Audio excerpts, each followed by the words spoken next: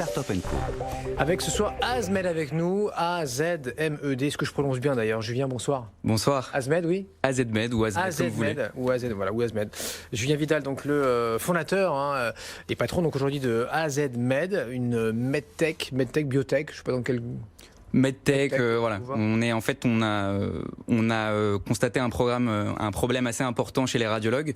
C'est l'explosion du nombre d'actes d'imagerie médicale dans le monde de la radiologie. Pour vous donner une idée très simple, en 10 ans, le nombre d'actes d'imagerie médicale a doublé en Europe. Le nombre de spécialistes de santé capables d'analyser ce flux d'informations a stagné. Donc c'est exactement pour ça que chez AZmed... Soit ils sont 2 fois plus productifs, soit ils font des erreurs.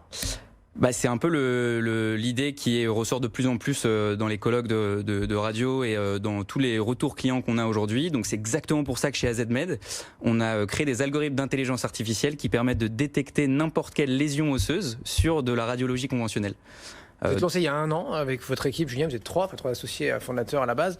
Comment on décide de lancer un logiciel de deep learning en radiologie? Comme ça, un matin, on se gratte la tête, on se réveille, tiens, je vais me lancer là-dedans. C'est une bonne question. On est 3 associés à la base, un médecin qui est avec nous et qui était du coup sur le terrain, qui a passé la plupart de son temps aux urgences et qui donc se rendait compte que il y avait des fractures de temps en temps qui étaient oubliées, loupées, qu'on rappelait des patients parce que ils étaient maltraités ou non traités, tout simplement parce qu'aujourd'hui on n'a plus le temps. On n'a plus le temps de prendre en charge le patient comme il se doit. Il y a qu'à voir l'actualité. En ce moment, la moitié des centres d'urgence en France sont en grève. C'est du jamais vu dans notre pays. Donc c'est exactement pour ça qu'on a créé AZmed. Et quand on voit l'impact que ça a sur les radiologues qui nous utilisent, aussi bien dans le privé que dans le public, ça nous motive encore plus afin de commercialiser la solution et de la développer au plus grand nombre. Alors comment ça marche? Racontez-nous là. Comment vous détectez ces fractures? C'est à la place du radiologue ou c'est juste avant que lui-même intervienne? C'est exactement ça en fait. C'est une aide au diagnostic pour le radiologue. Donc on est vraiment en complément de sa vision. Et pour vous expliquer très concrètement, donc le patient arrive, il va effectuer son examen de radio. Une fois que la radio est analysée, on va automatiquement analyser via nos algorithmes d'intelligence artificielle la radio en moins d'1 seconde. Et donc quand le radiologue analyse la radio, il a directement, comme vous le voyez à l'écran, les petits carrés qui s'affichent avec la détection de la moindre pathologie suspecte par l'algorithme pour qu'il ait juste à confirmer ou infirmer la prédiction de l'algorithme. Pré-mâcher son travail, après libre à lui. Oui, effectivement, de confirmer ou de dire si vous avez rien vu, de dire il y a quand même un truc là. Exactement. Voilà. Exactement. Donc on a 2 types d'utilisateurs. On a ceux qui sont un peu spécialistes de ce genre d'image et de l'ostéo-articulaire. Eux, ça va leur faire gagner beaucoup de temps.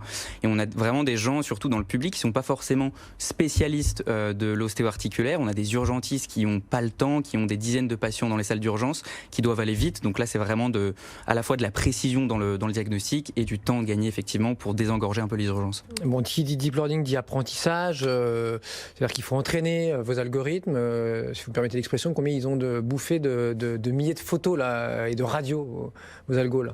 Ouais, c'est vraiment une course à la donnée, mais pas tellement finalement, parce que là, on a 200 000 images qui sont annotées et taguées en interne par AZmed avec la quinzaine de partenaires qu'on a.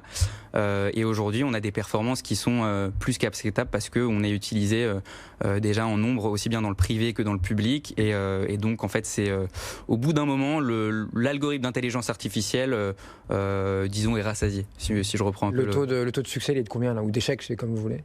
En fait, nous, ce qu'on analyse, plus que le taux de succès pur de l'algorithme, c'est le radiologue sans AZmed versus le radiologue avec AZmed. Ce qu'on remarque, c'est que sur les études cliniques qu'on a menées, on leur fait gagner 10 fois plus de temps sur l'analyse en tant que telle de l'image, et on fait éviter jusqu'à 50% d'erreurs sur certains types de fractures qui sont parfois assez compliqués à détecter. Ça, c'est donc ce que vous vendez maintenant. Enfin, c'est ce à quoi vous êtes arrivé avec votre essai clinique. Et maintenant, c'est la promesse. C'est exactement ça. Il y a énormément de challenges technologiques pour l'implémenter partout en masse en France. Dans ce qu'on a fait jusqu'à présent, c'est les chiffres qu'on a et ça nous pousse d'aller encore plus loin. Et on a obtenu la certification. Donc notre produit est certifié CE depuis maintenant 1 mois ou 1 mois et demi. Ce qui fait qu'on va pouvoir effectivement le commercialiser dans 32 pays, dont toute l'Union européenne. Bon, vous levez un gros million d'euros, là, notamment auprès de Techstars. Exactement. L'accélérateur par lequel vous êtes passé. Tout à fait.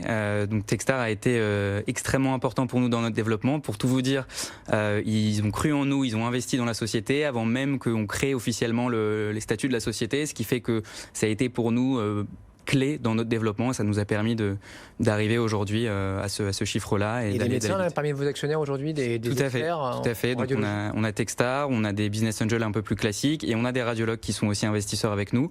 C'est des gens qui voulaient s'impliquer à fond dans la vie de la boîte et qui voulaient s'impliquer dans les décisions un peu stratégiques pour le développement du produit. Vous êtes jeune avec vos associés, Julien, vous voulez juste faire un coup là, et revendre la boîte dans 2 ans pour quelques millions d'euros et après aller siroter des pina coladas ou faire vraiment une vraie boîte là, et quitte peut-être d'ailleurs à faire autre chose après, enfin je veux dire à élargir, à avoir d'autres propositions avec ce logiciel. Exactement, nous on veut vraiment devenir la référence ou une référence de l'intelligence artificielle en France. Donc c'est le but d'AZMen aujourd'hui. C'est pour ça qu'on se développe le plus possible en France pour devenir un champion de français de l'IA et essayer de grossir au maximum. Et cette première levée de fonds est assez intéressante pour nous, très importante pour continuer ce développement. Bon, 1 million d'euros, c'est très bien pour vous, mais c'est vrai que ça reste petit par rapport aux milliards qu'on évoque, hein, nous, en tant qu'observateurs évidemment, sur BFM Business tous les jours, dans ce match Pékin-Washington. Je ne parle pas de la guerre commerciale, mais malgré tout, on a quand même les talents. Et ça, certains partent à l'étranger, mais on ne nous les enlèvera pas.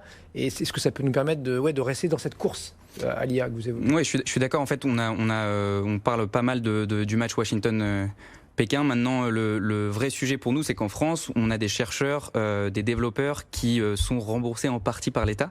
Et ça, c'est quelque chose d'extrêmement intéressant qui est nulle part ailleurs. Quand vous allez à New York ou quand vous allez en Chine et que vous parlez de ça, honnêtement, ça fait rêver. Et les gens sont pas au courant. C'est crédit impôt recherche, tout à fait. Les aides à la création, les aides. Donc, quand on crée des boîtes d'intelligence artificielle en France, on a cette aide-là de l'État qui est non négligeable et qui nous permet d'avoir une force de frappe hyper importante. Donc non, on tient justement à avoir la bannière France. Le statut de jeune entreprise innovante, etc. Exactement. On ne peut pas refaire l'article ce soir. Merci beaucoup Julien Vidal. Merci à vous. AZMen, donc logiciel de deep learning en radiologie, vous l'aurez compris. On sera à New York dans 1 minute. Sabrina Colliozzi, notre correspondante depuis le Nasdaq, nous attend.